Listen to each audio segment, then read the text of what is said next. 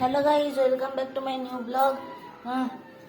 ফুটি শিশুর জন্য আজকে মাম্মাম খাবারে কি রান্না করেছি দেখো। আমি শার্ট পরে আছি কারণ আজকে আমি স্কুল যাচ্ছি।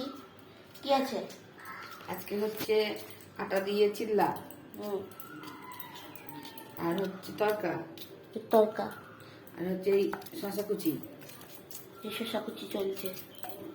যা পড়েই গেল খুলে, ভাবলাম খুলবে না।